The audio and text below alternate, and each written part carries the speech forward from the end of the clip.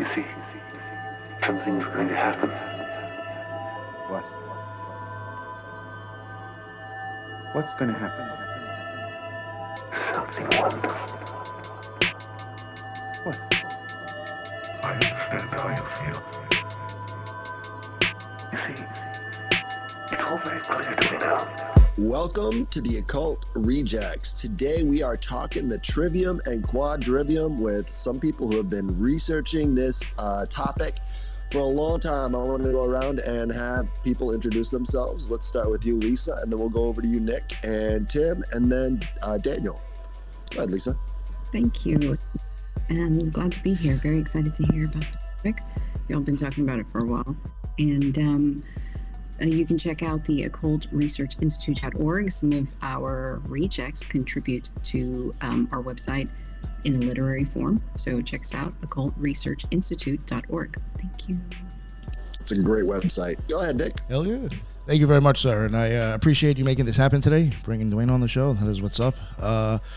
Yeah, the Occult Rejects. I mean, I'm sure you guys already know. Yeah, we got BitChute, Rumble, YouTube, and all major podcasts. And I'm going to beat Headless to it on Thursdays. We read mailbags, mail sent in from on Headless's show by the fans. If you got any weird, paranormal, occult, anything, fucking strange story, send it in, and we will talk about it when we cover a symbol too for each week. So it's my opinion. It's an easy show to listen to that actually has useful information in it, and then you get a few weird stories at the end, and it's short. So check it out. Thank you. Absolutely. This week I'm trying to focus on weird mall dreams. Oh, people that's a good before. I've had weird mall dreams, actually. Yep. So send me those emails, and we'll talk about your weird mall dreams. Go ahead, Tim, and then we'll get to you, Duane. I'm Tim. My podcast is Six Sensory Podcast. I do spell it out, SIX. I don't use the number 6. I'm on Spotify, YouTube, and Patreon, and Instagram. Happy to be here. Duane, I think I'm going to go out on a limb here, but I think that I've heard you on maybe the Deep Share podcast. Does that sound correct? Yep, that's correct. Cool. And it was epic. I've heard you on there a couple times. One was like Huxley and MK Ultra and that whole sort of Columbia psyop, and the other was like farming. They were both great. So I'm happy to be here, man. Happy to hear what you got to say. Cool. Yeah, that Rise of the Expert series is really where we uncovered all of this. It was a 10-part series. We did that on the Deep Share with Andy Rouse, and Andy Rouse is a real close personal friend of mine. I met Andy. And he sees the idea and the myth of progress the same way as we do. But first, I just wanted to say that I use a pseudonym as well, like a pen name, Diego Garcia. And you can find me at the History of Propaganda on YouTube. We just had our bulletproofpub.com site shut down for reasons I'm not going to. I mean, if you follow me on Facebook, you know why. Was it too bulletproof? Sort of irreconcilable differences between myself and the web designer. So, I'll take 50% of the issues there. And hopefully we can have something up and running again, because it was a great source for the Rise of the Expert series. And so really we get into the myth of human progress. That's really where this investigation into the New World Order and everything that's sort of happened over the last 100 years has led us to the Enlightenment thinkers and all of this. So that's what we're going to get into today. Absolutely. Thank you very much. So in my experience, it seems like the Trivium and the Quadrivium are like dials that the expert class can turn up or turn down based off of what they want the population to be doing in society. And it's been that way for a long, long time. And you can see that with the experts who teach the Trivium. So let's get into it. What Duane, how would you describe the Trivium and how it is essential for learning? Right. Well, I call the Trivium the fulcrum upon which all of human history is played, because the liberal arts are hugely important to all of this. When we look at the establishment of the scientific expert in society, the scientific governance of society, one of the main tenets of progressivism and this myth of human progress, we see that the Association of American Universities is integral. So Harvard, 1636, William and Mary College, 1693, Yale, 1701. I think these are all well before America is even established. So America is established on this idea of military preparedness, efficiency of government, and trust the science. And so the Trivium is what they did there was, because a lot of people would learn the trivium, grammar, logic, and rhetoric early in their lives, and that would help them, first of all, not be lied to, because they would understand logical fallacies. They would be able to identify the moment they're being lied to. But also the trivium allows us to chain reasoning together, to put 2 and 2 together, to start seeing what they're doing behind the scenes. So they took that knowledge from sort of ordinary upbringings and put it at the highest echelons of prestigious university systems. And prestige actually means to trick or fool. So they established this whole thing, and this is really the manifest destiny across the West, and the subjugation of the Native American Indian and everything was really based on this idea of establishing a university system across America to then corral everybody within this framework and keep the trivium out of their minds. So as soon as you start to learn how to properly write through grammar, you understand the importance of definitions of terms. So if you can define the terms, you own the culture. And so you'd start to see the importance of all of these ideas in the trivium. So I would say the trivium, first of all, is the 3 roads that unite. Grammar, logic, and rhetoric is the way that I prefer to say it. And that's, proper communication, but also asking the who, what, why, where, when of logic, and then establishing your own style and being able to then communicate in a persuasive and attractive way yourself. So that's what I really feel like is the missing aspect here, is that if we were all to upgrade our level of thinking a little bit, we'd never be fooled again. Something really interesting that you just said, we had a guy, Ronnie Pontiac, on not too long ago, and he was talking about this stuff, and I think he was saying, I looked the guy up, I forgot his name, it was interesting, I might try to cover him in the future, but there was like some dude that was kind of like in the middle of all these Rosicrucians that is also known for pushing the trivium and saying that when people learn, it should also even be done in the native language in their area. It's not going to be in English, you're going to actually have it in your language so you can understand what's being said. So I even find interesting how even someone who's kind of surrounded by occultists were even saying this shit's important to learn. Yeah, well, this goes back to Rosicrucianism too. Once I've showed some of my tabs, we'll get into the invisible university or the invisible school. That's what they call it. Awesome. That's great. I love how that worked out. One of the main things that you see in theosophy is they talk about this invisible college, right? But they don't really talk about how to get there or whatever, but they've got this mythology all around the invisible college, and this is the invisible masters that are ruling the planet. But they don't really tell you about anything about that or where to find out more information. Usually it's just sort of like, this is the new religion, and you have to go by this expert standard class. And really, they're just repeating and covering up the same things over and over and over again, because these are the thorns that really bring down empires. Yeah, knowledge. Totally. I think the psyop here, I'll just use that term, goes a lot deeper than what everybody thinks, normies or people who kind of came up in the public school system like most of us. This is not, it takes, you have to kind of have a new set of eyes to see some of this. But I like how you kind of mentioned the association of the American universities with the manifest destiny, because I've seen that collective team up in my research too with John Wesley Powell. And I won't go too far down that rabbit hole right now, but he was a part of the Cosmos Club. And so, and he was kind of a part of like shifting our destiny as a country. But I went through and I got a list of all these people who were in that Cosmos Club with Powell, and it was your Yale, Harvard, Columbia, etc. people. And they really, really shifted direction of this country in a way that I don't think most people would be okay with. Smithsonian too. They were Absolutely. the founders of the Smithsonian, so they were directly involved in the cover-up of all the ancient history in America. And that's very important to know, because if you don't have those pieces, how can you make a good logical summation of what's been going on here for thousands of years? Yeah, and we get into the founders of the Royal Society, which would be another one of those, probably one of the first of Western society to corral the human mind, to make it anglicized or liberal, really is where they were trying to push everybody. And the founders of liberalism, John Stuart Mill, said that he wanted everybody to be progressive. You can look at On Liberty, and he talks about how he wanted one party of order and one party of progress, and he was just going to pit them together under hostile banners, and out of that chaos, they were going to create the direction that they wanted. And today we see that just perfectly displayed with everything that's going on in LA and all of this Trump journalism.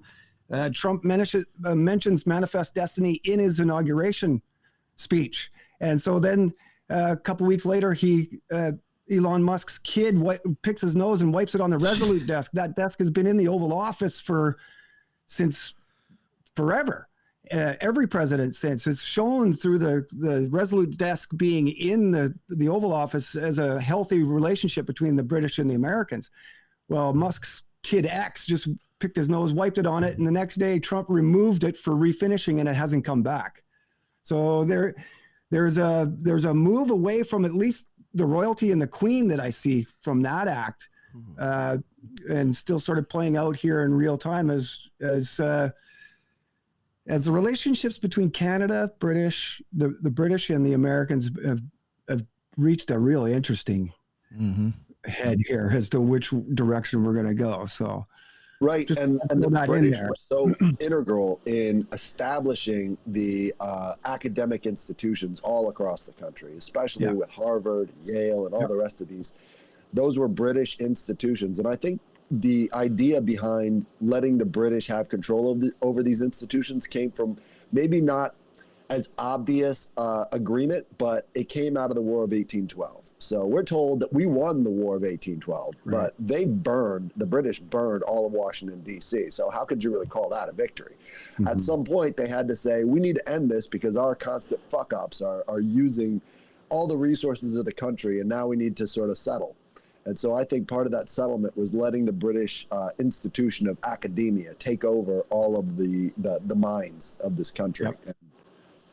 And the plan was to take that Trivium method and to do exactly what I said, to put it at the finish line, at the highest echelons of university education and knowledge, so that they could create a managerial class and a wealth gap out of a knowledge gap first, right? That's what I see through our research.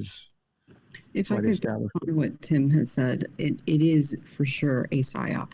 I do believe that the educational system, especially from pre-kinder all the way to 12, is a false sense of security, in that it is telling the masses, we are educating your people.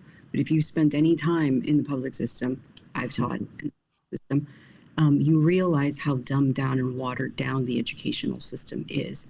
They tell you they're teaching you about about grammar, spelling, rhetoric, what have you.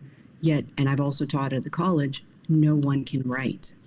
Everyone now, I mean, even before ChatGPT came on board, no one was able to even write a comprehensive or a comprehensible paragraph. And now we have ChatGPT writing everything. So transition learning has now been yanked out of their hands, and willingly. And so when you see most of these rhetoric, grammar, and everything being at the highest institutions, yes, that is true. But even when you go to universities at the state level, or you still see that what happened in the high school, middle school, never really progressed.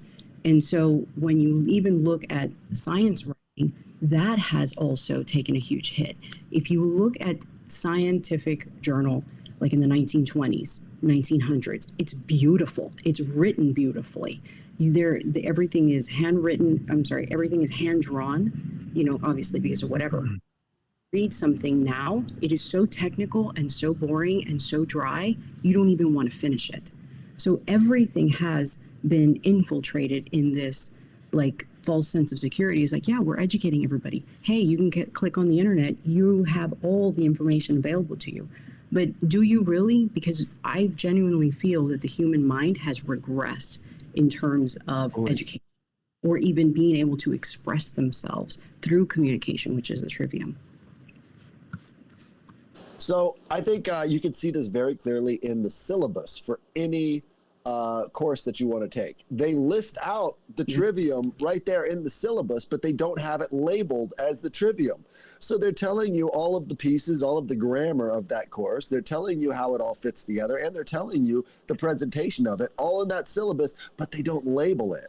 So what they're essentially doing is they're saying we can take away the knowledge of how these things work while still providing the bare bones assets that can make a person feel educated.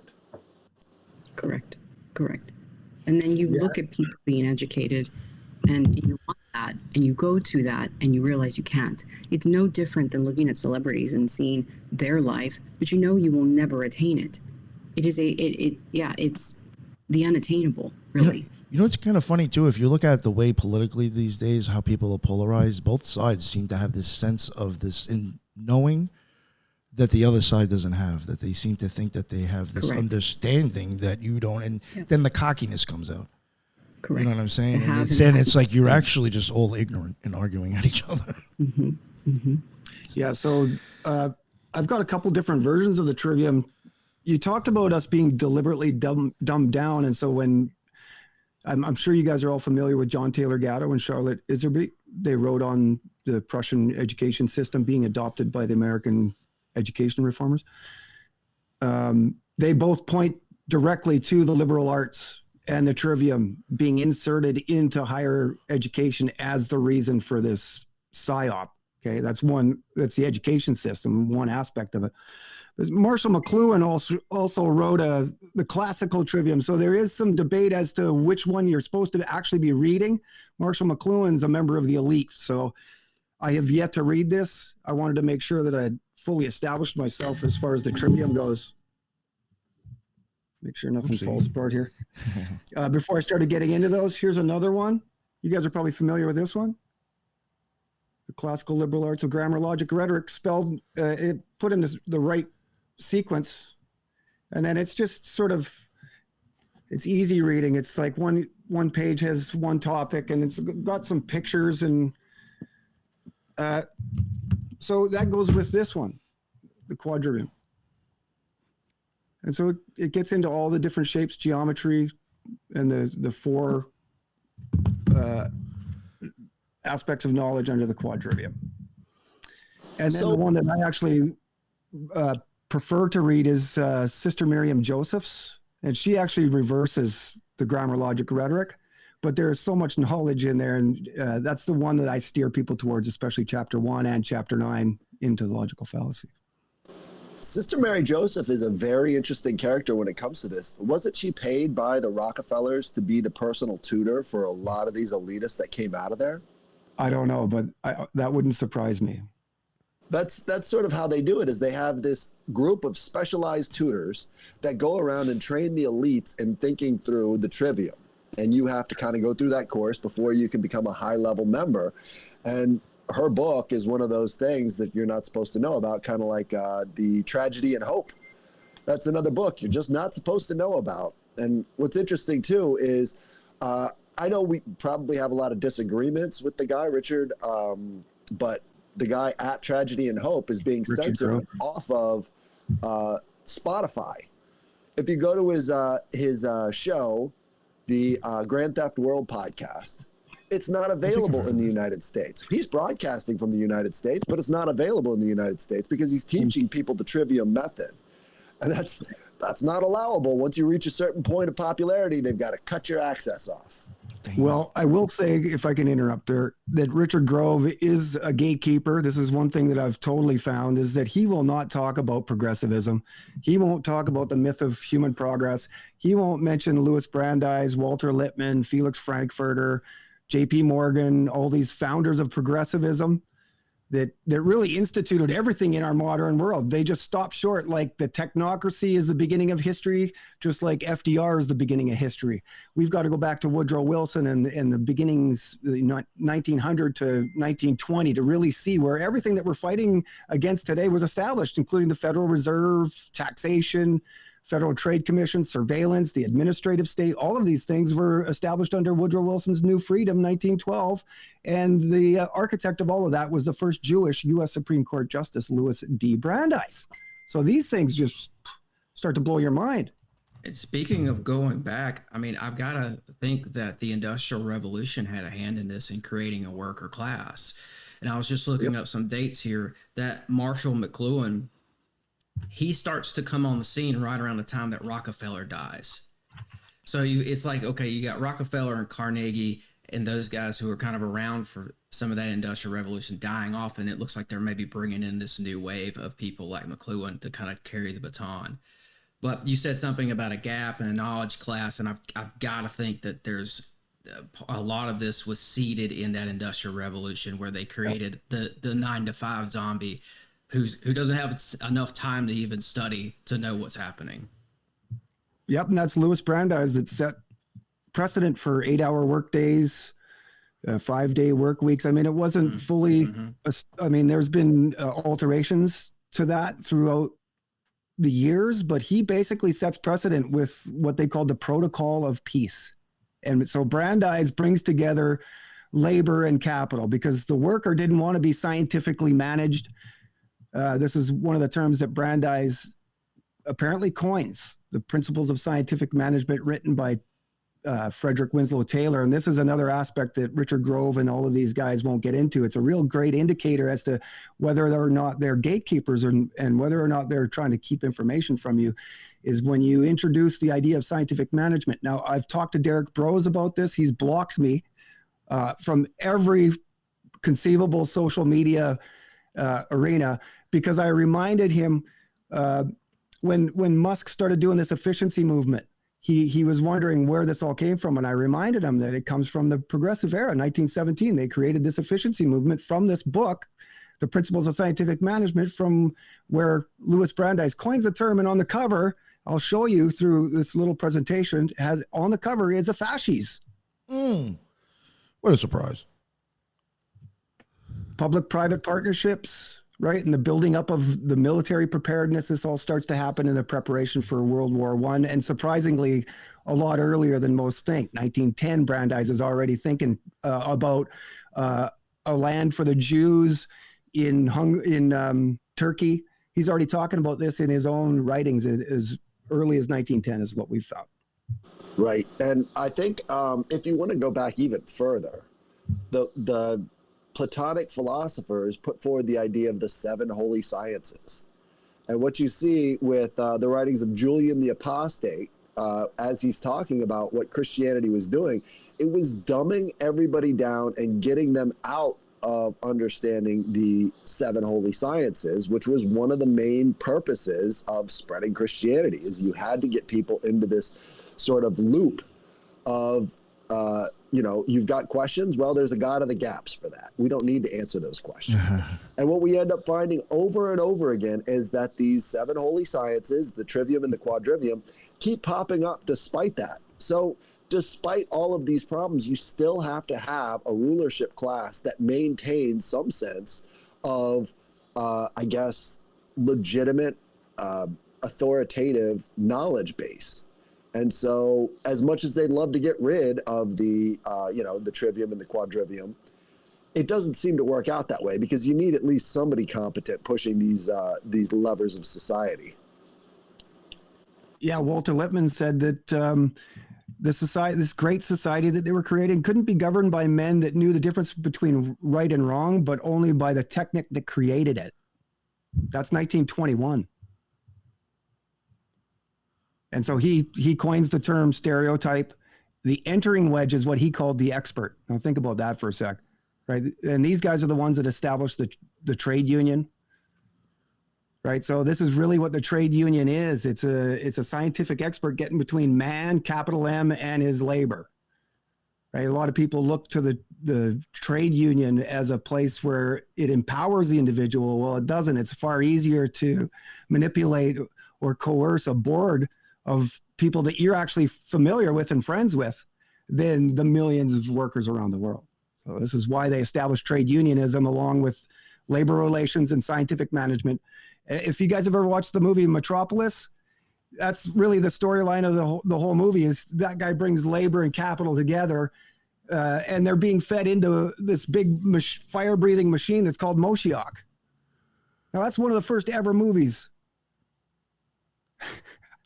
Incredible, right? It really sets a precedent. Fulfills this in real life. It really sets a precedent, and you see in all the clip shows that show these old-fashioned kind of movies all smashed together. You see all kind of clips from this first original sci-fi epic, And what we have now is pretty much nothing but sci-fi epics, because Right. it's within that genre of movie that you can start to establish the knowledge classes, right? So you've got these characters that embody these archetypes that essentially have magical powers, right? And they don't need to think through things. It just comes to them, right? And so that's who we emulate. That's who we try to be like. That's sort of the narrative wall that we face, is because really, if you're a hero, you don't need any kind of supporting knowledge base. If you look back at the Greek myths, there's always a supporting knowledge base. They always have to have help from this outside source that gives them the ability to see and to know what the right path is. But if you eliminate that knowledge base from your heroes, it just comes to you. You don't need a knowledge base. And so a lot of what the sci-fi narrative is drawing upon the idea of you don't need knowledge. You just need divine intervention. Yo, I think you nailed it. I saw that prevalent in the occult community, and I think it's huge in the fucking conspiracy community. I think you just nailed it right there. We're always looking for somebody else to give us the fucking answers, man. Yep. It's That's fucking scary. hopium. Looking for our next savior. Rather than, because this new world order actually lives within us. We have to actually take responsibility for our own actions here, because we are all so deeply enveloped and immersed in the myth of human progress. We've all got our phones. We all look to ease and convenience for our own security. I mean, this is how they exploited us. It's about standing out from the pack, right? Because what you see with the teaching of rhetoric is that you automatically, as you're presenting your ideas that you formulated from these different realms of knowledge, you have to present that in a convincing way. Well, most humans are afraid of standing out from the pack. They're afraid of speaking in front of an audience. They're afraid of being in that role. And this form of education really fosters that fear of being able to present. And it keeps people in that box of not being able to speak what's in their minds and what's in their hearts. Yep. The very first notable person who did that was Paracelsus, and he got kicked out of, his college, and was never allowed. His name was never allowed to be spoken again. Right. So the institution has its own methods of muzzling people who are odds against the tribe, for sure. You know what's interesting too? A lot of people that we have covered on our show, they always end up starting like their own thing too. Yeah. And it's like, is that because of, like, you even know that going to a regular place for education is bullshit? Because it's like you almost see a bunch of polymaths all going there as well. Right. Yeah, so it's just like they even saying this education stuff is crap. With the case of Paracelsus, he was rebelling against the Galen orthodoxy, because for thousands of years, Galen had been the standard of medical practice. And so they had never changed that. For thousands of years, by the time Paracelsus comes out and says the dose makes the poison and all these other revolutionary concepts that these guys weren't ready to hear, because they were very firmly established in their institutions. Right. The followers of Paracelsus as well. Like, I'm thinking about Johannes Kelpis, who came over here to get away from basically religious persecution, although he was more of an alchemist occultist, but they were persecuted by the state and by the church at that point. But he had the Paracelsus spirit of rebellion, and he came over here to Pennsylvania, because at the time, this was the late 1600s, I think. At the time, Pennsylvania had the loosest religion laws on the planet, and that's awesome. But it's kind of sad to see where it's gone, because that's not what this American experiment turned into. Because look, what we have here is we have this combination of labor, capitalism, scientism, and for some reason there's like a Protestant facade here. It's as if they like to put on the Protestant facade for some reason, like it fits their model. But that spirit that Kelpius brought with him is no longer here, and I think it was uprooted by these institutions. And I think it goes back to, in my research at least, to that 1666 Royal Society and the influence that it had. Oh, I wow. will say, go ahead. Can you sort of elaborate on that 1666 in the Royal Society for me? Yeah, I think that's the right date. the British Royal Society, Sounds like a good one. began. We're going to get to that too in this. At 1666, and it was kind of like if you read the Room for that period of time, it was like the last of the alchemists and the beginning of the first scientists. Right. They were kind of pushing out the old way and bringing in this new stuff. It was, you've got that Royal Society movement would go on to kind of induct the Marxist stuff. The Freudian stuff, right?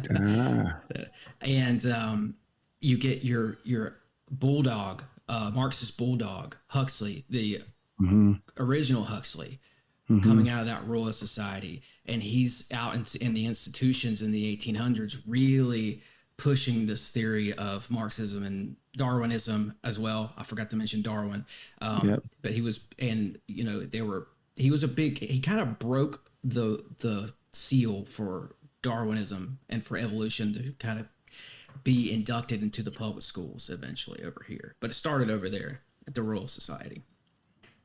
Right. Okay. Well, Darwinism is integral to all of this too. And this is another aspect of the PSYOP. They wanted society to think that we evolve and we move forward.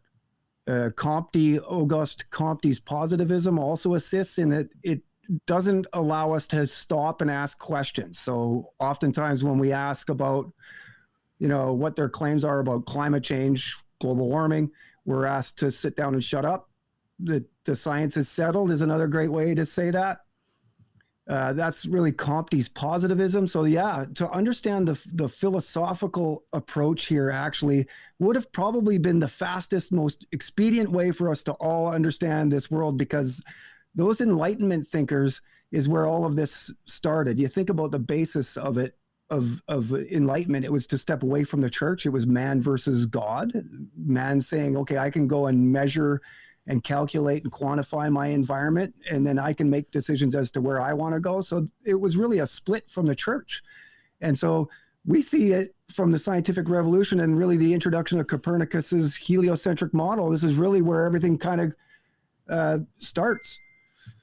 And so if I may, if you guys don't mind, can I go through a few slides here just to sort of show where we went and how they've established this knowledge gap of the Trivium, the liberal arts, established it for themselves to manage society. You guys don't mind, eh? No, please. Okay, I'm going to share the history of the College of William and Mary first, because, Harvard was around before that, and Harvard is obviously important even today. Everything comes out of Harvard Law School, and this is really where all these progressives come from, this Harvard Law School. But I wanted to show that the history of the College of William and Mary, because this is where Phi Beta Kappa comes from. Okay, now all of these people are also Phi Beta Kappa in the most amazing way. So we get to the Wren building, which was the first building there. Okay, 1695, took 4 years to build it. And who built it but Sir Christopher Wren? Who is he? But he's a founder of the Royal Society. He's an astronomer too, mathematician. Wren was and so he's deeply educated on the Trivium, the liberal arts. This is the pattern we still see today, that, most of those that are engineering our society have Master of Arts degrees because they can create stories. We talk about the television. Well, these guys are great storytellers. You see, he's received his MA in 1653, and this education hasn't changed much. So this is really the deepest knowledge that they're going to give people. And this is why the managerial class is basically all infused with this knowledge, because they can trick and fool. They can lie to people and get away with it. And so what did they call that? We've already referred to it today as the Invisible College. And when you read here, the Invisible College is a term used to describe a non-public network of researchers operating in an informal way. Well, isn't that really the same thing as, not-for-profit organizations like the Council on Foreign Relations? Well, this is where Royal Society comes from. And so Christopher Wren's in with the guy that actually lays out Washington. And so Another Go ahead. important aspect of the College of William and Mary is their beginning of the Greek fraternity system in all of the colleges. Right. That's where it sprang from. So Exactly. when you understand that and understand this is how they would segment off and pipeline these people into positions of power and authority using these, fraternal orders, that's kind of the basis of our country instead of this democratic system where people are allowed to, rise through the ranks on their own. It's all kind of a graft. It's a scam. Yeah. And you can see very Duane. clearly there's Hebrew involved. And then I haven't been able to get into this too much because I just noticed it this morning. I was like, wow. But there you go. There's the Invisible College, and they call it the emblematic image of the Rosicrucian College here at the book. Yeah, the Fraternal is that's like on the end of every Rosicrucian, the first two Rosicrucian books too. Wow. Yeah. So there you go. This whole idea of scientific management. Duane, that Royal Society was started, I think I came in cold and I said 1666. It was 1660. Oh, so close But to I 660. I just wanted to add that this in for context because I think it goes with your slideshow here. It's Sure. the official definition or whatever statement is that it's a learned society, and it was the United Kingdom's National Academy of Sciences. And the society fulfills a number of roles promoting science and its benefits. So it's the rise of scientism, Yes. and it's one of these clubs. It's a club. It's like a private club, but yet somehow they manage to persuade governments and sort of run things from behind the scenes. Awesome. Yeah, and it's out of the Royal Society that they created the Piltdown Man hoax, where they took a ape mandible, a lower jaw of an ape, and then the skull of a human, buried it intentionally. I think they might have even covered it in coffee grinds to make it look aged. And then it was members of the Royal Society that undug it and said, "Hey, we found the missing link." Yep. And it lasted for 50 years before somebody actually tested it and said, "No, this is fraudulent." And so we're still sitting there. It's still a theory of evolution. Yo, have you ever wondered if like certain archaeological digs are actually fraudulent? Totally. I wondered about that. Good example of that is the Quetzalcoatlus, right? And so Boeing was funding the excavation of these Quetzalcoatluses. And they were originally going to call it the Boeing bird, but they thought that'd be a little bit too obvious. So the biggest pterodon to ever exist was financed by the Boeing Corporation, who makes airplanes, to dig this thing up. What are the odds that it was just faked? Because they wanted to attach their name to the biggest bird ever found. Sure. No, there's just like even like certain like occult artifacts and certain things. It's like I do wonder if like the real shit's getting picked up and you just recreate a fake one and you're like, look what we found. Yeah. Right. Well, right. Sure. But if you apply physics to a lot of these dinosaurs, you're like, nope, this doesn't work. This is all made up. And, there could be a possible, missing piece.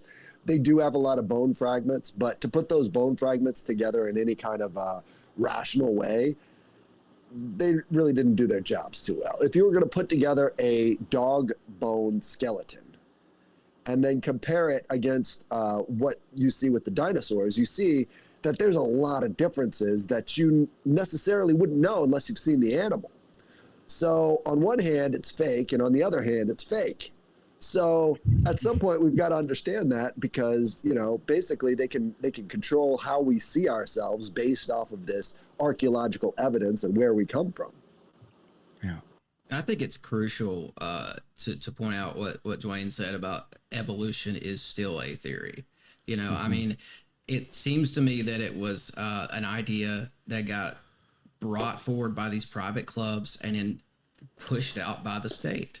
And I tell people, like, if you want to believe evolution, that's fine. But just know that that's what they want you to believe. This is something that has been sort of pushed on us. It's coming out through the air vents, essentially. I would agree. I would 100% agree.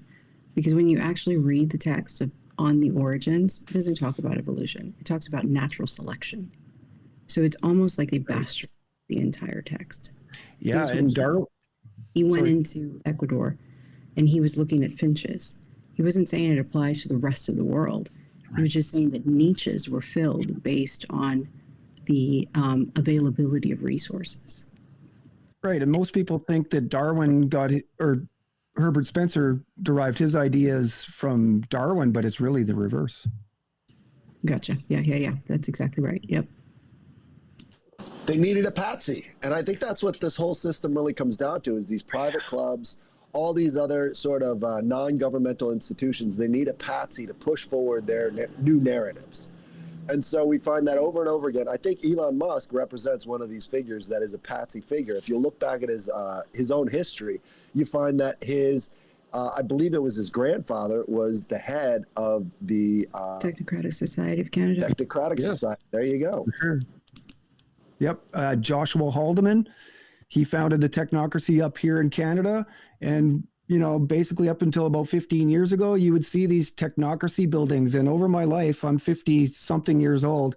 And when I remember my first memories of that, there were still people going in and out of those places, and they were open for business. But, over the 30 years, they all shut down, and you can no longer find any of those Technocracy buildings anymore. I'd see them all the time. But yep, Joshua Haldeman is one of the founders. So this is the Technate of America, is what they've established. And so we should probably. But weren't they kicked out of Canada? That's why he fled to South Africa? Yeah, he personally was kicked out for, I'm not sure what, but he actually ran for Premier of Saskatchewan on a couple occasions under the Social Democrat title, I think. Which is really, I believe the Technocratic Society was something that was being banned and outlawed, and that's why he fled. I mean, he was a chiropractor by trade, but they started this whole Technocratic Society, and then I believe the area he was in was quickly, I guess, catching on and banned technocraticisms in the area. Well, he had embezzled a lot of money from the society. Exactly. And I would say that the Technocracy just kind of went underground and mainstream like MK Ultra did. Yes. They said, we closed it all down. Well, it just went mainstream.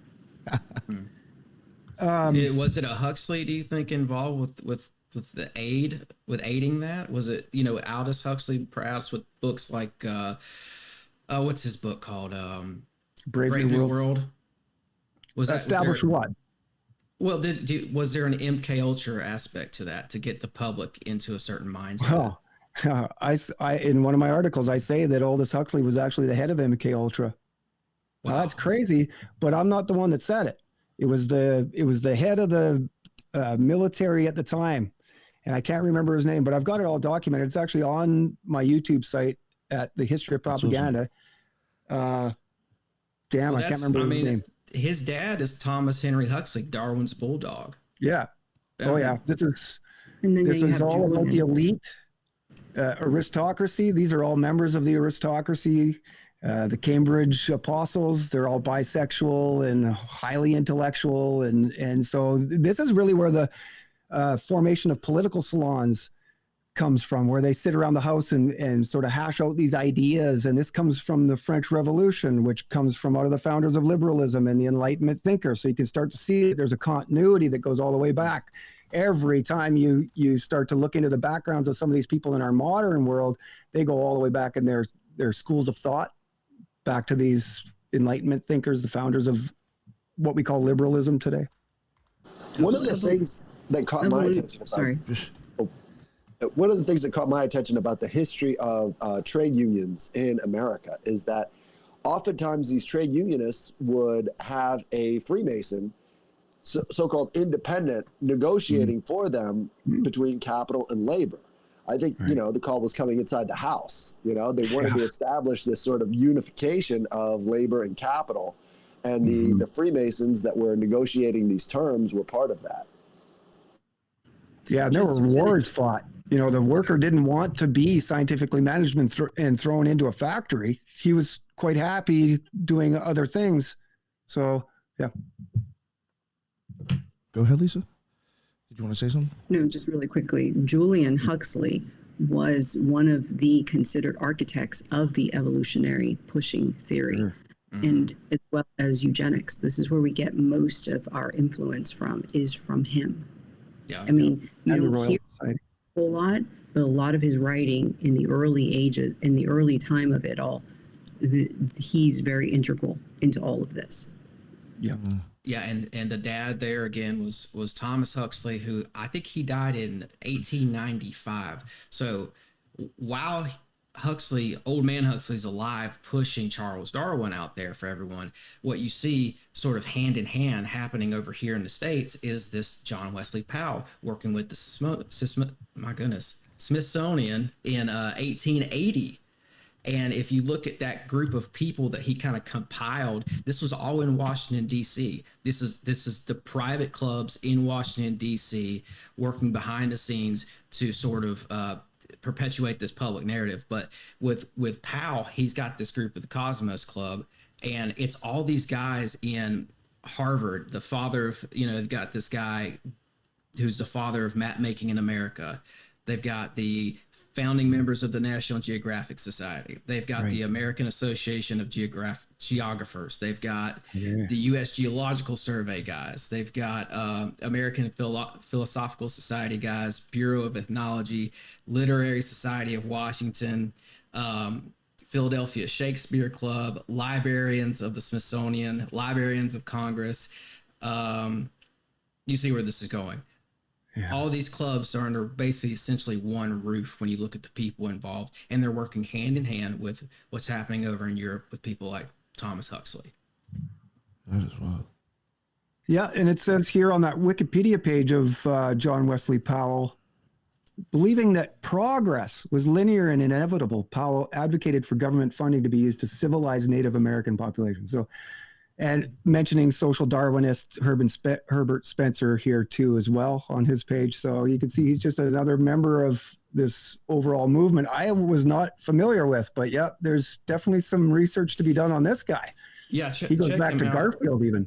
Yeah, he was in a Bureau of Ethnology that was a branch of the Smithsonian. Yep. He wrote a paper in 1880 about how they want to conduct archaeological digs and stuff. Basically, they just covered up a bunch of ancient history over here. I think in recent years, people will be more familiar with this idea of the giant bones. I'll set that on the table and just kind of leave it alone. But like for this conversation, but it's not just giant bones. They were covering up ancient sites, and I've got a whole list of dams and man-made lakes that were put in over here to flood ancient sites. And Wesley Powell is a huge part of that. Oh, they do that up here too. There's two within driving distance of me that you can see through the lake, but you can't go and look at it and walk around and pick up things. Oh, you want ancient sites of some sort? Yeah, man. Yeah, if you think about the names of those lakes, give them to me because I'll add them to my list. Okay. That's awesome. Something I wanted to bring up. This is kind of like a little off, but kind of ties into stuff that we were just talking about. And it's just because I made a connection twice now with the way I was thinking while you guys were talking. We were talking about earlier, kind of like at some point I even feel like there was occultists within the Catholic Church, and they were making some advancements, and then it just seems like they were told to stop. And whatever reason, I can't figure out why. But then you mentioned Cambridge University. And that reminded me of how that is kind of like a religious looking place. And they just reminded me of when me and Lux one time had covered Shakespeare, a book on Shakespeare that was like people from different colleges kind of like putting their ideas or their opinions about certain stuff. And there was somebody putting Shakespeare and the Matrix together. And we started actually looking into the book and the people that were writing in this book and where they came from. And we noticed a lot of them were part of this Fulbright program that was always attached to these schools that had this huge Catholic fucking look to it. But then when you check to see what the Fulbright program does, it actually sends you, most of the time, it sends you over to the Goethe University. And if you go over there and look at their website, it is completely fucking radicalized. Marx is right on the fucking front of it. And it's like, how are you getting from the Catholic Church look to this now? Through fucking school and indoctrination and programs that are paying your way. I think I got an answer for that. So what we've seen in the past, 200 or so years is a total misappropriation of the term eugenics. Eugenics was first associated with animal husbandry, getting the best possible fitness out of your animals, right? And what you see today is just recently, the Bilderberg Group said on their website that they're interested in depopulating the world. This is the first time they've come out and actually said it openly. I'm sure you've got all the other different organizations like the Club of Rome and stuff like that talking about it openly, but never has the Bilderberg Group openly talked about this depopulation. Depopulation is the exact opposite of eugenics. You're not actually creating a fitter race. You're making people a lot more stupid, right? If you look at the Trivium, this is sort of an epigenetic marker that you're going to have a fitter race because people can think for themselves. But the more you bastardize this term eugenics, because they want you to demonize eugenics. They don't want you to think of yourself as a, autonomous individual looking for the best fitness and production for yourself, for your family in the future. They want you thinking about it as if this is the elite ideology. The sad fact of the matter is it came from farmers. These farmers learned the tools of eugenics in their daily craft. And now they're using it as a means of telling everybody, hey, guess what?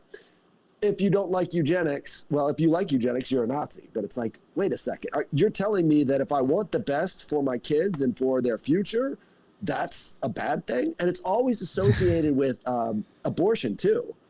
Yeah. Abortion's not necessarily eugenics. You're killing off a future generation, and there's no real reason to say that they're going to turn out badly. It used to be that they would do these programs in the South and try to target specific races, and that's what they called eugenics. But now they're targeting pregnant women with all sorts of harmful, injectable crucifixes because they want a dumbed-down, dysgenic society. That's what their goal is. It's not eugenics at all. Yo, you know what's really interesting? I just want to throw this in real quick. Oh, sorry, Lisa. Is that like when me and Lux were covering that book, we're only supposed to really be looking at one chapter. And I just was like, I don't want to look at the other people in this book. Whatever, wherever they came from. And I started looking them up, and they're all very vocal about other things that they're into. And it's like, yo, if you were to look at 80% of the authors in this book and went on their ideas of sexuality, the fucking race would be extinct in a few fucking generations. Right, exactly. And like, what the fuck is up with that too? I just found it very weird. Mm-hmm. These are not family people. No. If you spend quite a bit of time on cattle ranching, the eugenics or the breeding, you're looking for a docile race. You don't want to work with anybody, or not anybody, any animal that is not going to follow the pack, that's not going to filter the chute, that is going to give you trouble because time is money. So whenever you bring in these cattle breeds that do well in drought, that do well in brush, you're going to breed out their feralness or their standaloneness that you want a docile herd. So that's a lot of eugenics, is the docility of it, the domestication of it. If I'm not mistaken, I think it was Julian Huxley's specific brand of eugenics, the brand that he kind of was in charge of rolling out or responsible for rolling out, that really caught the Nazis' eye, the actual Nazis, because they were looking at our eugenics program, right? And they were very influenced by it. They admired it even. Yep, and those are progressives that are doing that, and so. We've in the last article that we wrote, it shows that the progressives were really the first fascists too, and they taught Mussolini. Mussolini took all of his information, and Hitler too, from these American progressives, namely Richard Washburn Childs. He was the ambassador to Italy, and he was a close personal friend of Mussolini, and he was the editor of Mussolini's autobiography. And so they gave Mussolini the go-ahead for his march on Rome. So you can see that, like, everybody blames the Nazis for propaganda, while they actually got it from an American Jew, Edward Bernays, the father of propaganda, who was writing about this, a generation prior to the Nazis. We're seeing the same things happening there. They're blaming other people when it's actually the Americans and American progressives specifically that have invented all of this propaganda, fascism, so they just try to cover it up. It's hard to ignore when you go to the Capitol building in Washington, D.C., all of the fasci that they have all over the place. And to get into the roots of State fascism, of the Union, you got to look at. What's that? Whenever they do that State of the Union shit, or I forgot which place it is. Do they do a certain kind of thing? Big ones. Yeah, man. It's in the Washington Monument. There's a statue of George Washington with fasces inside that monument. There's also, there's fasces under each of Lincoln's arms at his memorial. So that's a place where Americans flock to, right? And he's got fasces under both hands, if you look. And there's probably at least a dozen other examples, including in the House of Representatives. There's 2 giant fasces on either side. And so it's really out there. I mean, we see it in the symbology. If you have respect for symbology in Aesopian language, you can see it very clearly. But if you're asleep or you're a sheep, I've heard people make excuses for why there's fasces in the House of Representatives that are pretty ridiculous, especially when you see all of the other influences of fascism in America. And actually, so let me just branch off here for a quick sec, because this is a great spot to show you this book. Hell yeah. So the Principles of Scientific Management. Okay, you can get this book. Anything that's not sort of it's out of publish, or you can get it at archive.org. It's a great source. So this is Louis Brandeis coins the term scientific management. He actually controls the Taylor Society. Taylorism is one of the most influential isms of the 20th century. This is the scientific management of the workforce that turns into, all of these divisions of labor, the assembly line, and then into the administrative aspects of the 30s, 40s, 50s, and into, MK Ultra, the technocracy. All is born from this book right here. And not only that, but this book, like we were just talking about propaganda, was the influence for Stalin, Lenin, Trotsky, Mao in the subjugation of their respective populations. This book right here, Frederick Winslow Taylor, and where was he supposed to go? Harvard, but he decided not to because he had stumbled on this technology. This is really one of the greatest discoveries of technology here, the principles of scientific management, making man do what you want him to do.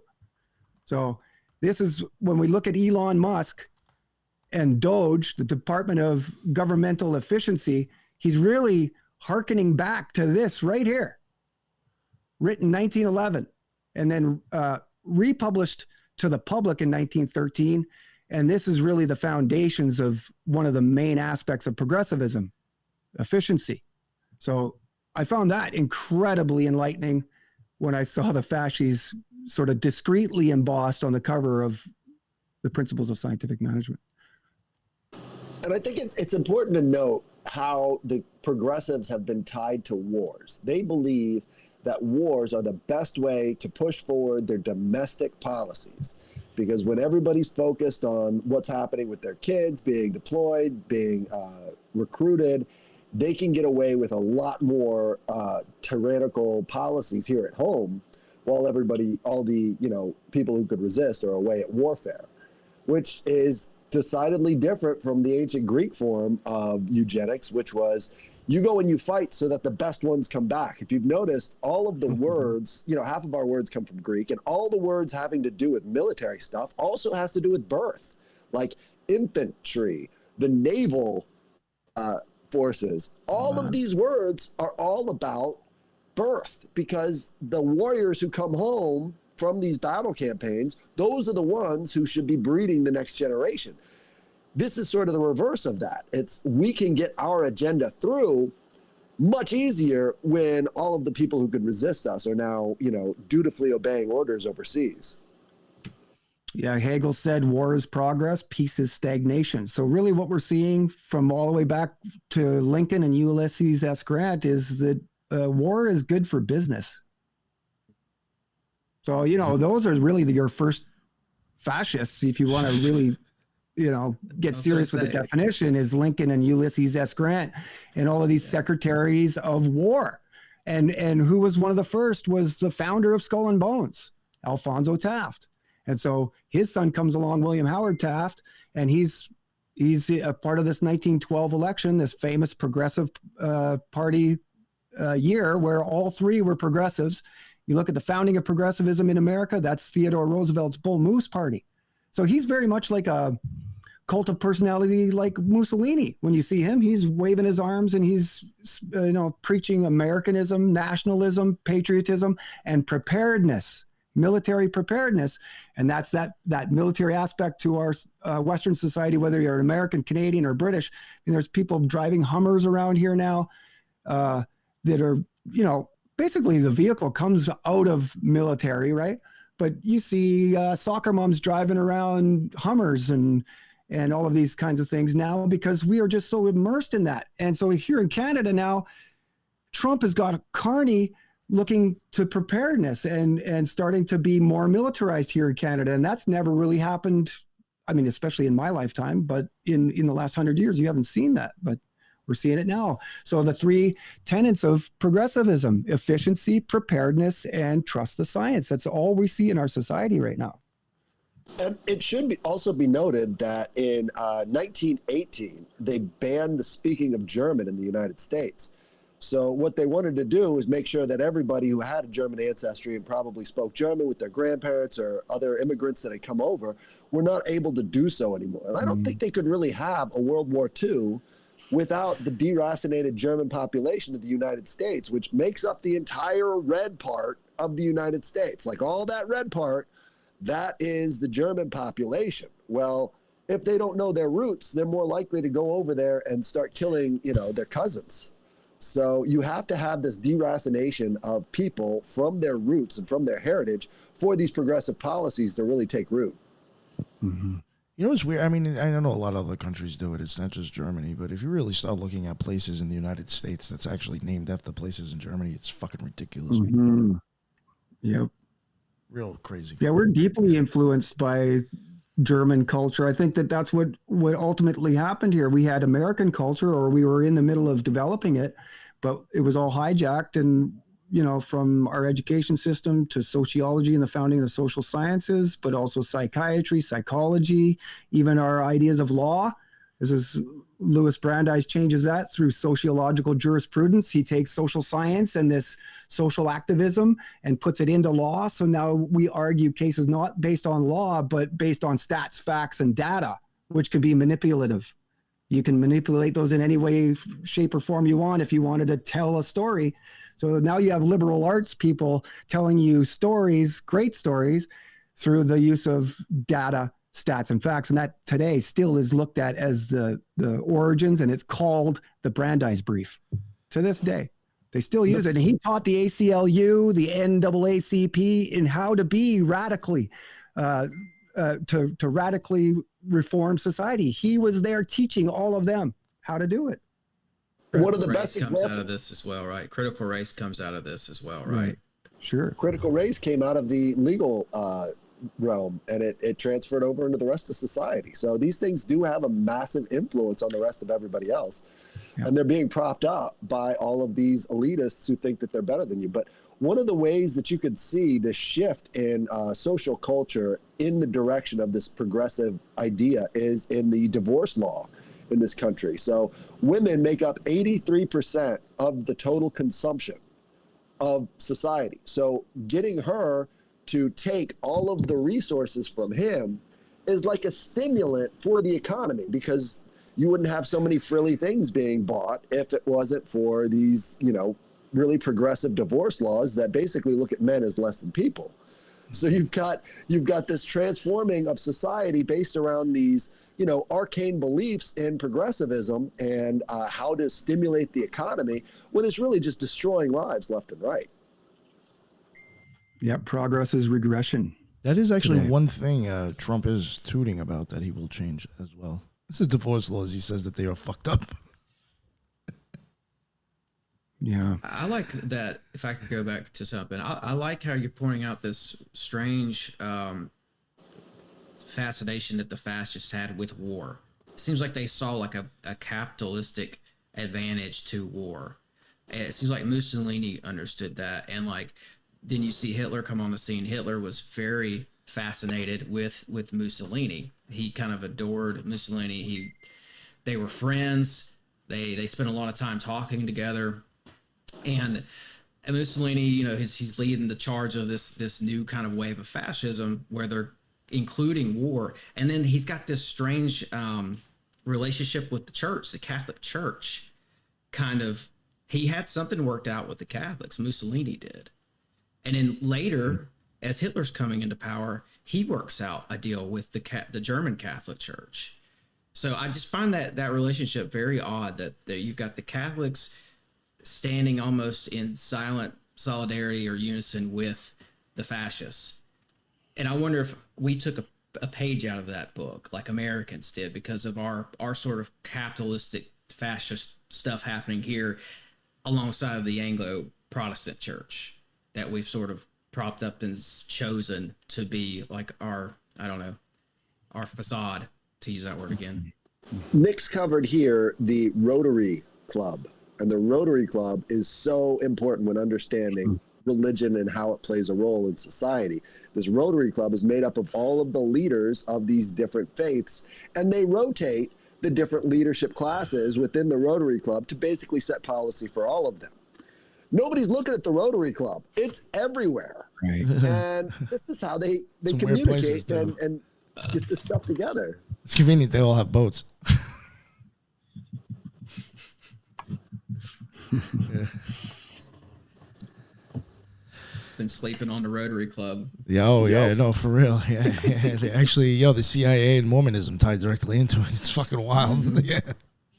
All of those signs that you see out in front of small town America with the Freemasons, the Rotary Club, the Lions Club, all of those things have a purpose. And anybody trying to tell you that they don't have a purpose is lying to your face.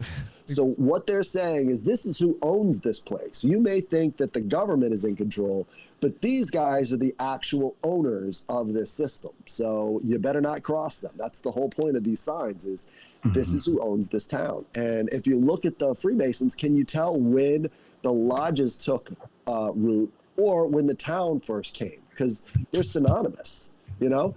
What they would do is they would use these groups to found a city based off of, their knowledge of law and all the rest of these things. And then basically they own it from that point onwards. Now, there has been a huge decline, but they kind of want a big decline in the ownership class because that does necessarily take away autonomy from the individuals and keeps it in a much more centralized sort of location. So you had the Freemasons back in 1910 saying that they're going to, boost their dues by like hundreds of percent because they were going to increase the dues rate.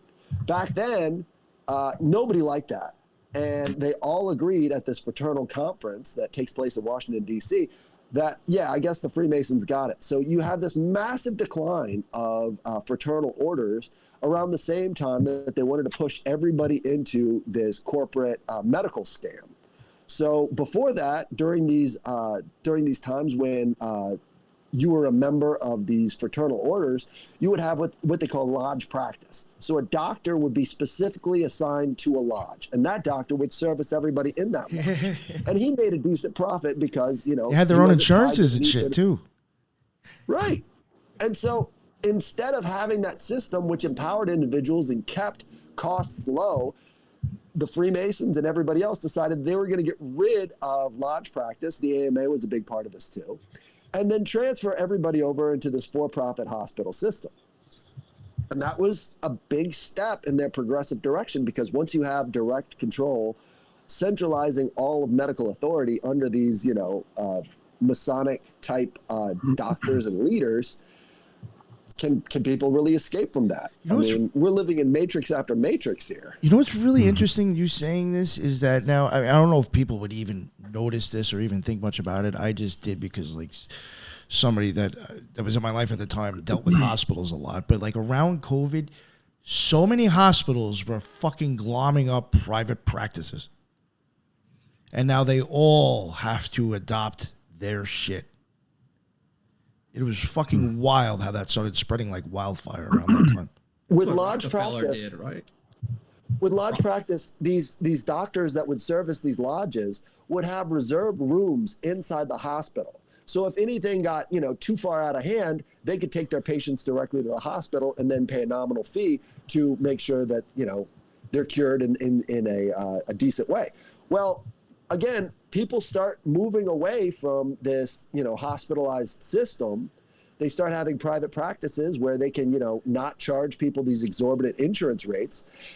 And now you've got to reintegrate them. So you've got to have these resets over and over again to keep people in the systems of control that they've already established. Mm-hmm.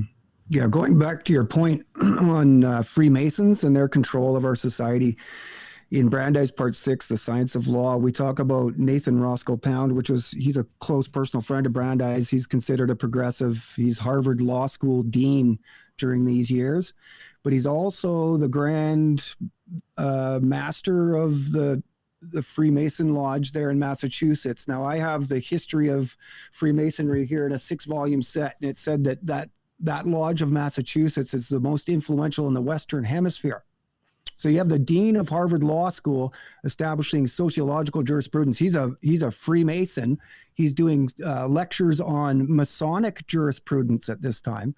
So you can see that they're actually establishing the ideas of Masonry in our systems of law, and they're all Phi Beta Kappa. Every single person here involved is Phi Beta Kappa. So that's graduating with honors, top of class, either magna cum laude, or summa cum laude. So they're corralling the greatest minds through Phi Beta Kappa and establishing all of this shit through this power that they've established through the William and Mary College. Who was that guy's name you just mentioned before? Something Pound? Was the guy's last name Pound? Nathan Roscoe Pound. Now he was the dean of Harvard Law School and the Grand Master. Is that the term that they use for the Freemasons? But he's the head of the most influential lodge in the Western Hemisphere and the dean of Harvard Law School at the same time. This is where they established social sciences, because the first PhDs that we had here in America weren't from here. It's a German Prussian system. So our education founders went there, and they were only allowed to go there to learn these deeper concepts once they had established a knowledge of Master of Arts. This is why they all went to college, state colleges first that were teaching all this. Then they traveled to Prussia, and then they came back over after adopting those ideas and established it in the West. And that's social sciences, but that's K through 12 through this PhD system. And what is that? But, the scientific technical expert. And so if I can take this back to Phi Beta Kappa just quickly. Something I just want to add real quick before I forget about it, because This is like a weird connection I had in my head. We're talking about like even MK Ultra earlier, and one time I don't know how I came across it. Oh, I was covering the MK Ultra actually with Thresh, and I was looking at hospitals that were associated with MK Ultra, and at one point I had noticed this guy Ezra Pound somehow ended up in the same hospital, considered crazy, for like 8 years, but that hospital was also running MK Ultra shit. So I just had always wondered, was there some sort of connection? And you saying that, I know it could be fucking who knows. It could be it's not even correct, but I'm wondering if there's a relation to this Pound, the same Pound. There most certainly, I don't know if there is between the two Pounds, but there most certainly is because he's establishing literature. He's writing things. So this goes through our entire culture.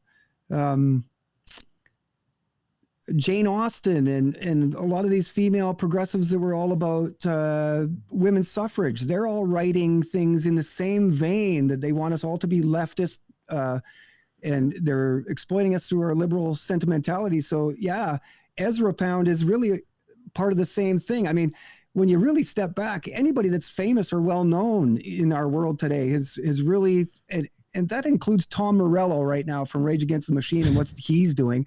They're all still pushing the same radical progressive bullshit. Yeah, and just real quick, if you even look at kind of what the story with this guy Ezra Pound, you see that the United States deems him saying that he's saying radical shit. You gotta lock him up, and then they allow him to be deemed crazy, and then they put him into a hospital that's running MK Ultra shit. It just seems too fucking convenient for me. Yeah. Yeah, I don't know if they're related, but he's definitely involved in this. One So I'm thing, it hasn't been the easiest of transitions, and I think the last real hurrah of resistance to the progressive movement was in the 1820s with the Anti-Masonic Party. Right. And even though the Anti-Masonic Party was headed up by one of these guys that switched allegiances, they were all still members of the Society of the Cincinnati, which is another big, tell that, really doesn't get a lot of attention on any of these anti-progressive channels.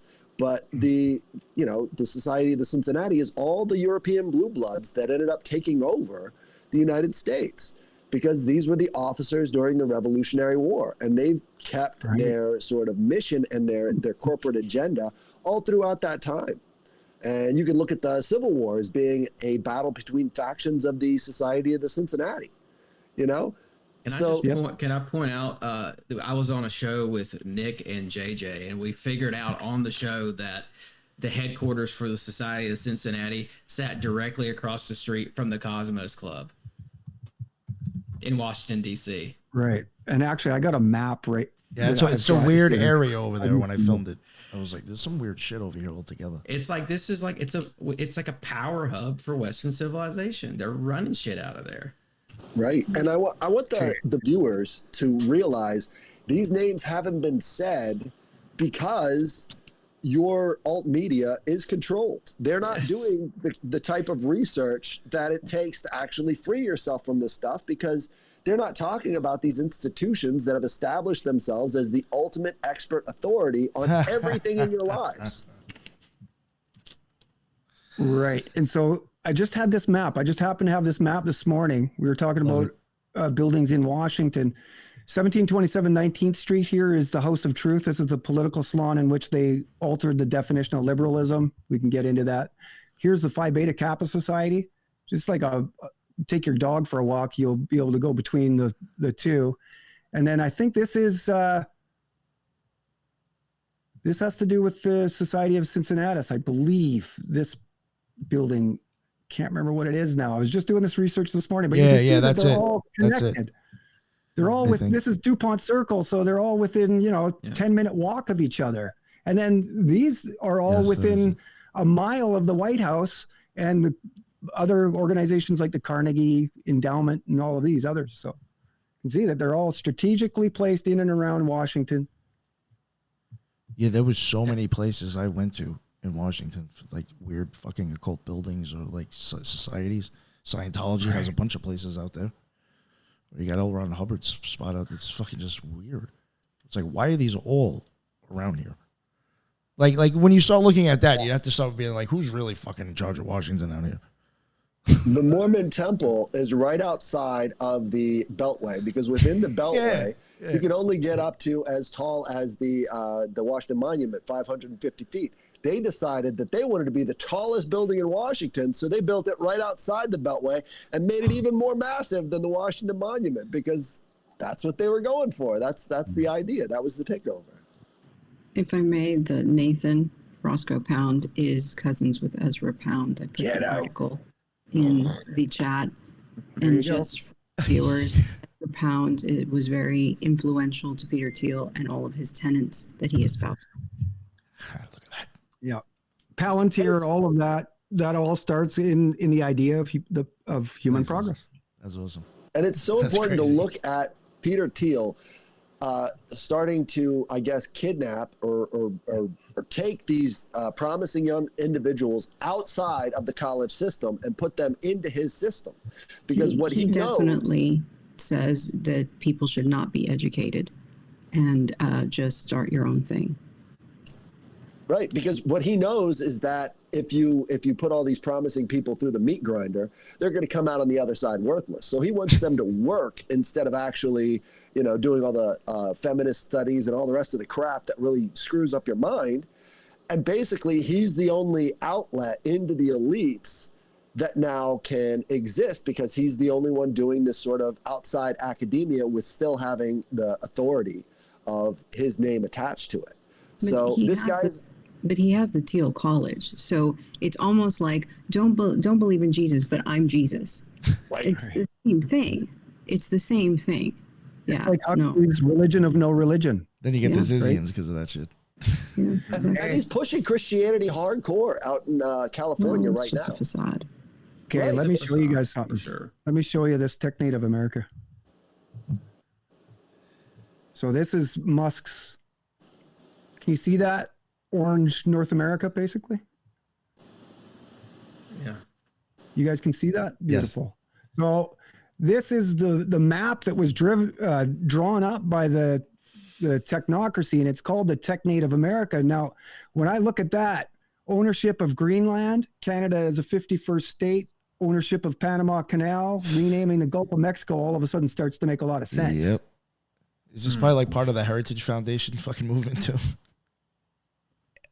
Could be. Now, right. the fact that Trump, talked about manifest destiny during his inauguration speech was very important. The fact that he removed the Resolute desk, also very important. The fact that he's actually inciting the Monroe Doctrine, which is basically, telling the rest of the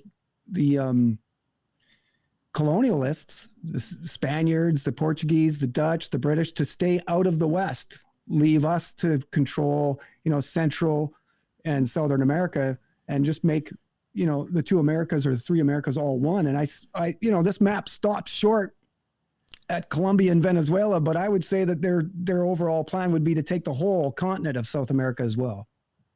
Well, haven't they already through the CIA? Yeah, Yeah, sure. I we've mean, had our CIA has had implants down there for years, and this goes back to even the time of Edward Bernays. I think his name was brought up. You Sure. look at the Eisenhower years, and when you see this alliance between Eisenhower, the Dulles brothers, and Bernays, and what they're doing is they're sending spooks down to South America and overthrowing, like the Guatemalan coup of 1953 or whatever that was. Yep. Yeah, we've had our people down there. They're running what do they call it? It's like they did with Iran back in the day. They put a CIA guy or a CIA proxy war guy. Yeah, man. Mm-hmm. Yeah. Yeah. Well, and we can so see I've this got with General Smedley Darlington Butler in his Right. book War is a Racket. It's a very short pamphlet. It was the speech that he made all over the place where he was talking about being a general for industry all around these places, Corporations. throwing governments Yeah. for corporations. It's been Yes. going on a long time. and since before we could even fly, I've got a map that was given to the American Geographical Society from Standard Oil that shows South America and all the different languages and different tribes that are down there. And all of these people that live down there had never seen a white man. So they were dropping bombs and fire bombs and doing all kinds of incredibly disgusting things to these people to get access to their rubber and whatever natural resources they were doing. So this goes back, hundreds of years. And currently, because we've got the miners with jetpacks story now coming out of Paraguay, where you've got these indigenous tribes having these encounters with people in these weird suits. They call them the face peelers. And they do this odd thing where they kidnap people and they start, butchering them up. And it's like, what the hell is going on? Well, when the face peelers were down there, through our research, we found that this was the one training exercise that the Space Force had ever done. And it was in South America at the exact same time as these face peelers. So they're using all of this stuff to sort of cover up the technological angles and see what they can get away with down in these remote parts of the Amazon, because they've got technology that we have no clue about, and they're keeping it hidden because maybe they can use it on us. That's the only reason I could think of why they're keeping all this technology hush-hush. That could be what the disclosure movement is. There's a Space Force base up the top of Greenland in North Greenland that we took from the Nazis. It was called Thule Air Base. And I see, you going back to that map you showed and talking about, Trump's been talking about taking Greenland again.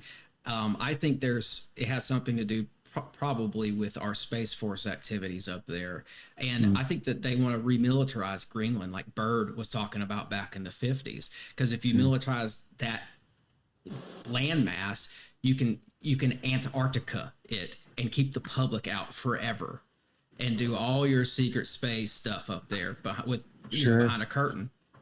You know what's Yeah. So much of the Russian economy is under the ice in the northern part of the world. So him taking Greenland and trying to control the Earth from the North Pole is a strategic thing. It has nothing to do with liberating Greenland from No, Denmark. of course not.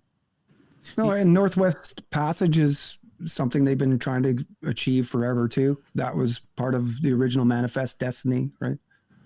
And that goes back to Lincoln. Lincoln actually was working with the Russians and trying to create this cosmopolitan railway, this one rail that goes around the world. And the Bering Sea was a key aspect. Where I live here in British Columbia, we were owned both by the British and the Americans for about a decade. And this area, this territory was key for that idea of having a cosmopolitan around the world railway. And, Woodrow Wilson, reinvigorated that all too, sent the military over. The U.S. military helped in establishing the Siberian Railway and getting it as far over to the Bering Sea as they could. And so there's this underlying relationship that very few know, especially if you're sitting there arguing Democrat, Republican, and you're talking about Russia and Putin and all of this stuff that the mainstream purports. You're so far away from understanding that geography is the most important, and it's all economic. It has nothing to do with the liberation of backwards races or any of that. The British have been geography trying. in that if this whole pole shift is real or it happens, Greenland is prime real estate. Because So is Canada. And Canada is too, and so is Russia. That's interesting. Headless, I When it wanted to comes to ask you a Russia- question, actually, real quick. Sorry to interrupt you, but I did want to ask you something before we go into something else. You said face peelers. Were these people being meant to believe that there was like people getting their faces peeled off? No, they were attacking people and There were trying people to on the cut their beach. faces. There were people found on the beach with their face perfectly removed. Yeah, just for some reason, maybe it's totally different context, but it just started making me think of Henry Lansdale, how we had people convinced that there was people actually taking Filipino people and sucking their blood and stringing them up in the trees. And it was just like them taking dead bodies and hanging it up in the trees. And then they had like helicopters like saying shit in like weird voices, and they had people believing that ghosts were threatening them. So, I mean, I'm just saying, like, for some reason, I was like, oh, is this one of those bullshit psyops again? But I guess I didn't understand the context of the story. It's the same idea as what they did in Vietnam when they're telling everybody the vampires are going to get you. Yeah. But the news. Same idea. Yeah, it was Henry You've Lansdale gotta doing that shit. You've got to shock the local population into a state of abject fear, right? So that they're not willing to come up to your sites anymore. And the whole weird thing about the mining operations down there that they were supposedly doing is how the normal miners will do river mining is by dropping a bunch of liquid mercury into the waters, killing everything in the waters. But it starts to amalgamate with all of the minerals that are inside the water. So these, miners will, kill off entire rivers just to scoop up some of the ore out of these rivers. That's what the idea of why they called them miners is, because there had been this problem of these, basically poachers going out there and trying to steal all this ore from these rivers. There's no indication whatsoever that they've been doing those operations up there, but it does seem like a psychological operation that they're trying to pull off. And so even the idea of these Peruvian miners is kind of a psyop in itself. They just made that up. But I think The natives were talking about hoverboards, like Green Goblin stuff. Like these guys were like advanced technology, breakaway civilization stuff. And I mean, you said you did an investigation where it points to there was a Space Force operation. That's interesting. There was a Space Force operation happening at the same time. It's that or because I always thought about the breakaway civilization thing, because we know the Nazis made it down there. Many of them made it to Argentina and everywhere else. Mm-hmm. And a lot of them had money, like big money, and they were able to continue their black budget projects under Juan Perón. So I was like, well, is this a Nazi thing? Is this a Fourth Reich thing going on, or what? Well, I think it has something to do with that. If you look at the Space Force's goals, they want total electronic control over the entire planet. That's what their real goals are. Yo, when's Doge? You got to look into them. Yeah, no, not touching the Pentagon. Those just not Yeah, touching the right. Don't only touch the any of Social that shit. Security Administration. What's interesting is a majority of the manufactured equipment or aeronautics comes out of Utah. You have a lot of Mormons in South America. Big time. Musk keeps all his stuff on the Space Force base. All his SpaceX stuff, he's allowed to store it. But on it doesn't the Space go Force anywhere. base. It just like goes up to the firmament and bounces back down, and then occasionally lands. Yeah, man. I think there's so many different pieces that are starting to line up, and if people start to get serious about understanding the true roots of progressivism, they'll understand that it's a project that's been going on for thousands of years. The same things that Plato wrote about in his book, The Republic, have been focused on heavily by the elites all this time. And that's Right. sort of where you get the idea of the new Atlantis in America, coming from Francis Bacon. And then you've got Manly P. Hall talking about the secret destiny of America. And all of these things are linked to these secret societies and how they've been changed and coerced. Like, for instance, Johannes Kelpius, the one that you brought up earlier, he became like the founder of Rosicrucianism in the United States. And then later on, during the progressive era, the Rosicrucians were out there pushing abortion on all 7 continents. They had people, well, not Antarctica. They had people that were associated with the Rosicrucians, including the big abortion proponent, what's her name, in America. She was Irish. I don't know why I always blank on her name, but she was a Rosicrucian. She got converted. And the head of the Rosicrucianism at that time was also the head of the Wolf in Sheep's Clothing organization. Why do I always Fabian Society. The Fabian Society. So the Fabian Societies were integral with Rosicrucianism and pushing abortion. Now, how in the hell does that match up with Martin Luther's vision? Because they share the same seal. Right. I would argue that there's a strong Rosicrucian undercurrent to this new UFO disclosure movement as well. And it's Beatrice Webb, founder of the Fabian Society, that coins the term collective bargaining, which is the heart of trade unionism. And so Louis Brandeis establishes all these working hours and everything, and it's all based off of the Fabian book, Industrial Democracy, that Sidney and Beatrice Webb wrote. And it's talking about a centralized government and a society governed by the scientific elite. And so Fabianism is an incredibly important part of all of this. And this is really where the idea, the American progressives borrow all of that, because Walter Lippmann, the father of modern journalism, a founding progressive, is close personal friends with Graham Wallas, who's a founder of the Fabian Society. Graham Wallas writes the book, The Great Society, and dedicates it to Walter Lippmann. When Walter Lippmann travels to Britain, or when Graham Wallas travels to America, they stay together. They stay at each other's house. So they're very close personal friends. They're separated probably by 30 years. It's more like a father-son relationship. But the Great Society is really what establishes American progressivism. We see LBJ, after JFK dies, he takes on that as a presidential slogan, the Great Society. So I want to take you guys here just for a quick sec, because this gives a great sort of overall idea of what progressivism is, okay? Because it involves the founders of liberalism. This is something that I just kind of figured out, and maybe you guys were ahead of me on this.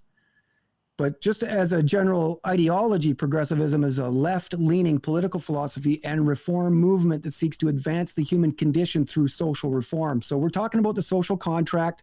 I've established Louis Brandeis as really the maker of our modern day social contract. And so where does the idea of the social contract start? But with the Enlightenment thinkers, guys like this right here, John Stuart Mill. And if you read the Fabian Freeway, they're just taking the same ideas as John Stuart Mill had, and creating an ethical socialism.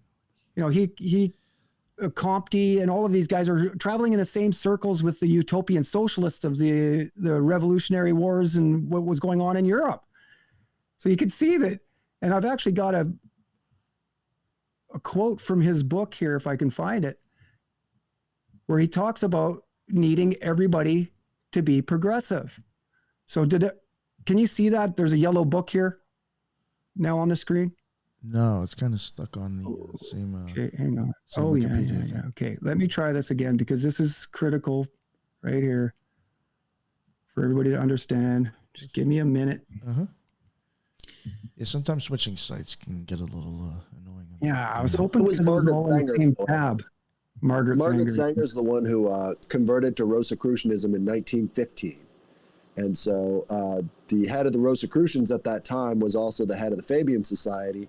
And he spread Get out. Rosicrucianism through abortionism all over the planet using Okay, these well, there you go. cookie cutter women everywhere he went.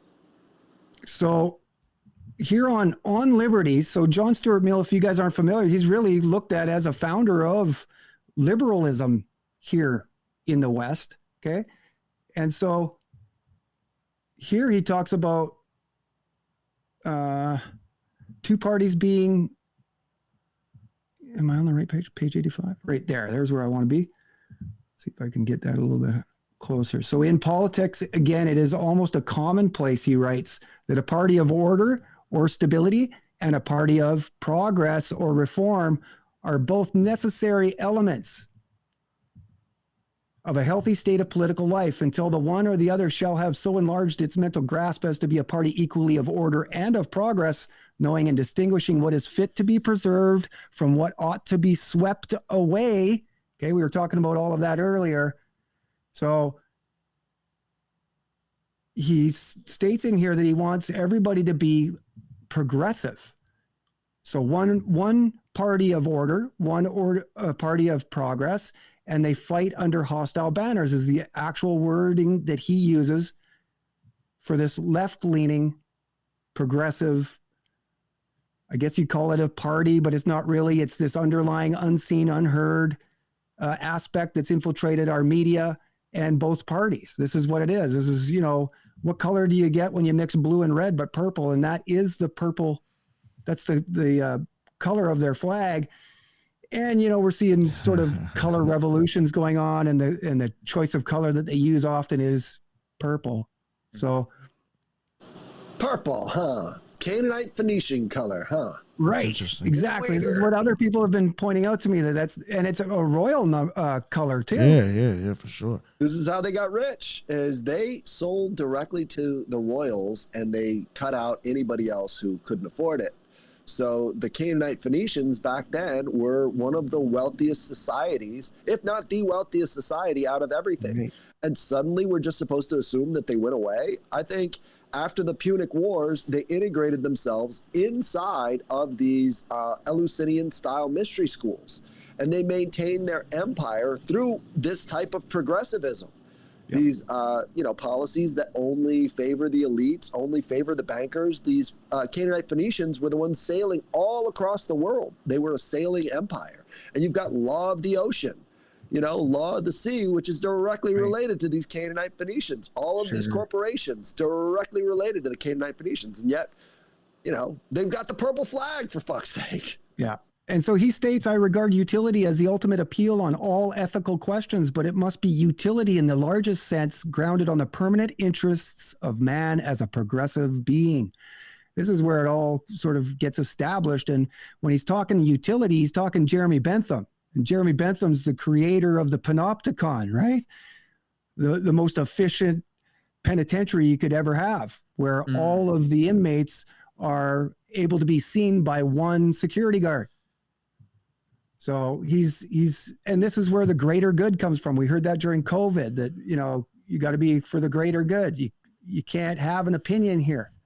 So see utility, progress being very much a part of our society today. Absolutely. Well, I hope everybody's been taking notes.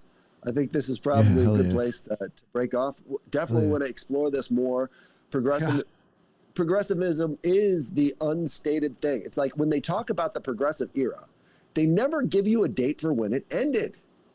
Right. When did the progressive era end, or are we still living in it? The idea of the experts as this class above everybody else hasn't gone anywhere. Yep. I think it's funny, on one of those last Wikipedia pages you had pulled up, it said from the Enlightenment to the Industrial Revolution. Yes. And I think that we've filled in the gaps big time with that. Yeah, and that's efficiency. That's efficiency of government, but it's also efficiency of the worker, efficiency of society, right? How much time do we have? Oh yeah, we gotta unfortunately probably wrap it up now because Headless we is gotta gonna go be somewhere too. Yeah. Okay.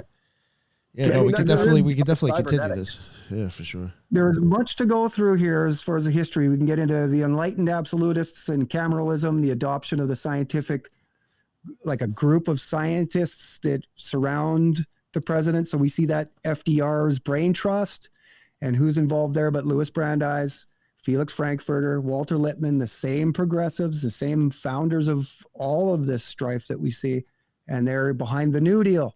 And so the third rail by George Clinton, William Blythe III is his real name. That third rail is also progressive when you look at it. It's just under different names throughout this last 100 years, but there's a total ominous continuity to all of it. And you can see it through their language, especially, and you can still see it today through Musk and the efficiency movement, and now this move towards preparedness, and obviously this overarching idea of science governing society. Absolutely. Well, this has been another episode of the Occult Rejects, talking about the Trivium, Quadrivium, and progressivism. So, Lisa, go ahead and tell them where they can find you, and then we'll go around the room and talk some more. Sure. You can find me on X at Solis Lisa, and more importantly, check us out at occultresearchinstitute.org. Thank you. This has been a great pleasure. I've learned so much, taken so many notes. Cool. Duane, you are a well of information. So thank you very much for the discussion. Thank you, fellow rejects, and thank you for inviting me on. Nick? Yeah, thank you very much, man. I'm really, really happy we got you on the show. That was an awesome talk. Cool. I would definitely love to continue this. It was great stuff. Yeah. Like you said, it really, for me, I could see how you were saying it connected to a lot of things that the show's covered recently.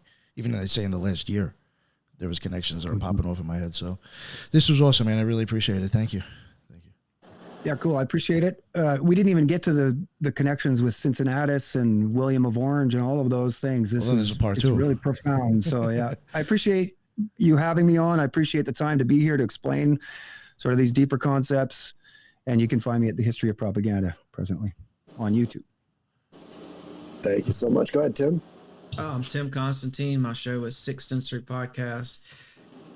I'm on Spotify, Apple, YouTube, Patreon, and Instagram. Thanks, Nick, for having me. Thanks, all the other rejects. It's always a pleasure to be here. And Duane, really good stuff today, man. Awesome. I'd love to hear more sometime. Thanks for your interest in our work and all of that too, Tim. I appreciate that very much. That's awesome. Absolutely. And you can find me at the Headless Giant at gmail.com. If you have any stories about Headless Giant Podcast at gmail.com, if you have any stories about creepy mall dreams. I know I've had a few myself, but if you've got any stories about that, send them to me, because I think there's something strange happening with those type of post-apocalyptic mall dreams. So, well, that's it. Tune in again next time, and we'll see you later. Later.